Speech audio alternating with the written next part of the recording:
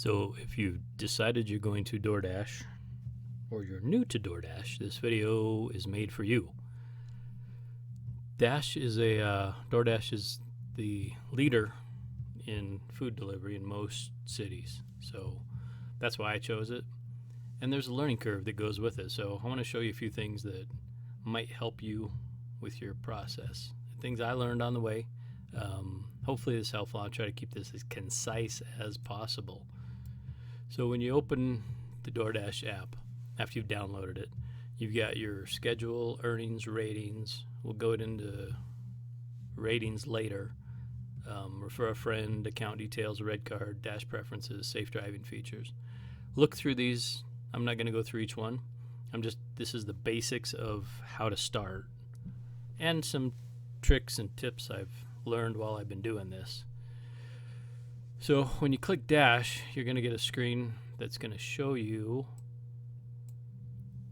where you're at in relation to the restaurants. You can see the hotspots right there. And it tells you your wait time. Estimated wait time, 3 to 12 minutes. This was not a fast day. During a busy time, the whole screen will be red. And it will tell you your wait time. On average, people make between $20 and $25 an hour doing this. But it's not for 8 hours. So if you're used to having a regular full-time job, you're going to have to maximize your dash time based on when it's busy. And that can be challenging, but I think you got it in you. You can see the map change now. There's a whole red area, and there's several restaurants in there. That big fire spot's the busiest one. And when it's slow, I drive to the hotspot zones, and I wait. And I take a book, usually I take a book. And then you get a little bit done and you get your dash. So once you click, you'll get I don't have a screenshot of the offer, but you'll get the offer. And it will show you how far it is and how much you're going to make. If you choose to accept it, you're going to get directions to the restaurant. And you'll see a directions map coming up here in a bit.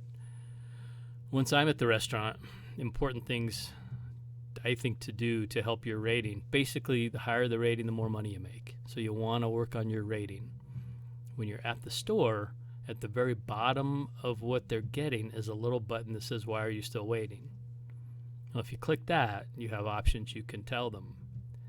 I tell them the truth. Order's still being prepared. Drive-thru's busy. Order not started until I arrive are the ones I use usually. Long line, store busy, long line. The could not get help from a store employee. I've only done that once, and that's because they wanted to ignore me. But I think if you do that and you have to go back there, they might get that feedback, so be careful. Also, I go through and I look and see what I'm supposed to be picking up and make sure it's in there. And I think that's important for your customer. Your customer is basically the end user, the person who's getting the food. So if you've been in customer service, that is your customer. Once you pick up the food and you're on your way, there's some helpful things on this screen. If you look underneath the 2-minute time, it will tell you what time you're supposed to, or you probably will arrive there. And then it also tells you when you're supposed to deliver by and what to do with it. So that's important information. If you look on the top where it says South Independence Street, and then it says West Maplewood Avenue, some neighborhoods you have tight corners and you need to be in the right lane at the right time. Well, if you push on that top green button, it expands, and it will tell you where to go next. So you can be prepared. You can be as safe as possible. There is a safety screen, which I don't have in here, and I don't know why. So I'm going to put that at the very end, but I just realized that. So then you deliver the food and you move on, and you follow the instructions to take a picture or hand it to the customer. This is where it is important. This is where you're going to make money. You're going to start off as a regular dasher, and then you're going to get gold status with enough ratings and enough deliveries, and then you're going to get platinum status once you increase those numbers. Platinum status is where you're going to make some decent money in a short period of time. So you really want to be mindful of your ratings. The priority access to large orders is very important. The priority access to Dash Now. That means you don't have to schedule your dash time. You can go whenever you want. Otherwise, if it's not busy, you have to schedule time and hope you hit the right ones.